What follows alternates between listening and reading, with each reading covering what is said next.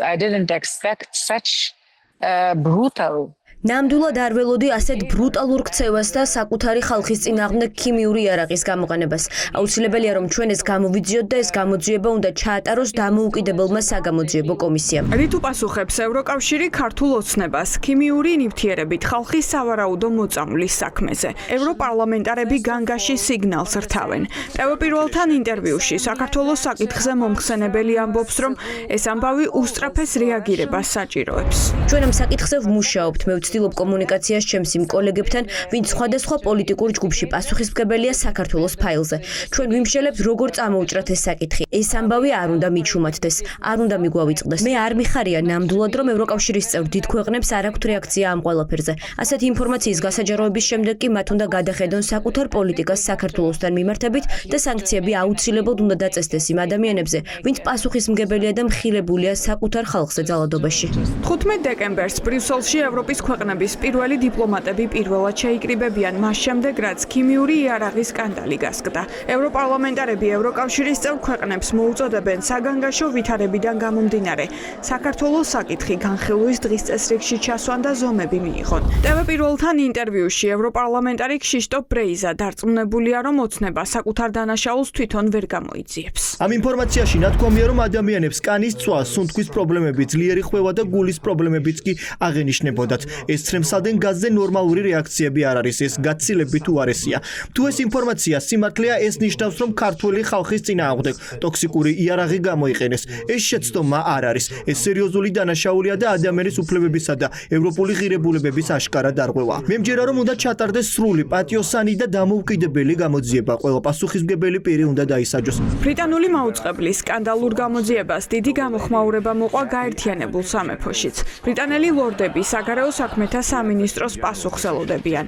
აპირებს თუ არა დიპლომატიური უწყება ქართული ოცნების მაღალჩინოსნების დასანქცირებას, ქიმიური იარაღის სანქციების რეგულაციით.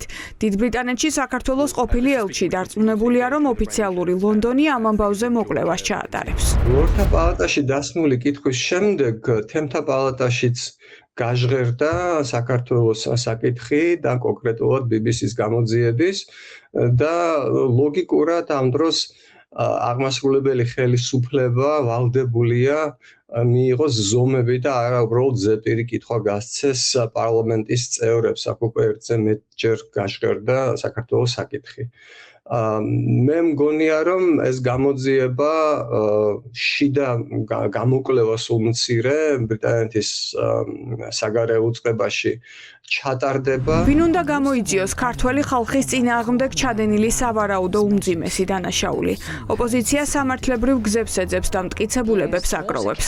მათი განმარტებით საერთაშორისო ასპარეზზე არაერთი გზა არსებობს, რომ ქართველმა ხალხმა სამართალი იპოვოს. საერთაშორისო გამოძიებაში რომ ჩაატარონ ინდივიდუალურმა სახელმწიფოებმა, ცალ-ცალკე რომელიმე დასავლეთის სახელმწიფო, მაგალითად ეს შეიძლება იყოს საფრანგეთი, იმიტომ რომ ივანიშვილი არის შეგახსენებთ პარალელურად საფრანგეთის მოქალაქე. მეორე შესაძლებლობა ეს არის საერთაშორისო სამართლებრივი ინსტიტუტები, რომლებსაც გააჩნიათ სპეციალური საგამოძიებო უფლებამოსილებები. ეს არის კონკრეტული საერთაშორისო ორგანიზაციები, ეს არის მაგალითად გაეროს ადამიანის უფლებათა საბჭო, ეს შეიძლება იყოს საერთაშორისო სისხლის სამართლის სასამართლოს პროკურორის ოფისი. მე მგონია, რომ თვითონ ქართული ოცნების ინტერესებშიც იქნება, თუ მათ რაიმეს იმედი აქვთ, რომ ნამდვილად არ გამოუყენებიათ ეს ნივთიერება, რომ ასეთი გამოძიება ჩატარდეს.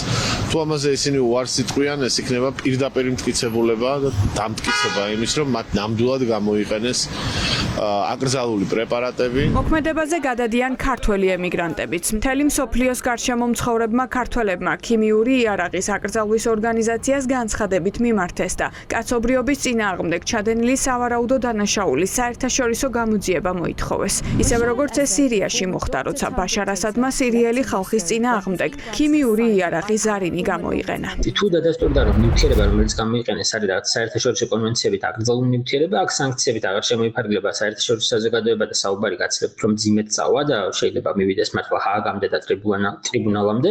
თუმცა თუ ეს არ მოხდება, მაგრამ დადასტურდა, რომ ეს არის ნივთიერება, რომელიც არ არის რეკომენდირებული საკუთარი მოქალაქეების წინააღმდეგ გამოსაყენებლად, მაშინ სანქციები ეს იქნება ყველაზე ისეთი ეფექტიანი და ყველაზე მარტივად რომ ვთქვათ შესაძლებელი გზა. ეს საკითხი უკვე დადგა საერთაშორისო დღის წესრიგში და არ არსებობს საკითხი, რომელიც ამას გადაფარავს. არ არსებობს საკითხი და ჩვენ უბრალოდ მიმართავთ პლატფორმა 2025 ემიგრანტების ჯგუფი. ყველა დემოკრატიულ ძალას საქართველოს შიგნით თუ საქართველოს პარკლებს გარეთ რომ აუცილებლად ვიმოქმედოთ კოორდინირებულად. ქართული ოცნება კი მხოლოდ მდინარაძის გამოძიებულს ენდობა და ამ ეტაპზე საერთაშორისო ორგანიზაციებთან თანამშრომლობას გამორიცხავს.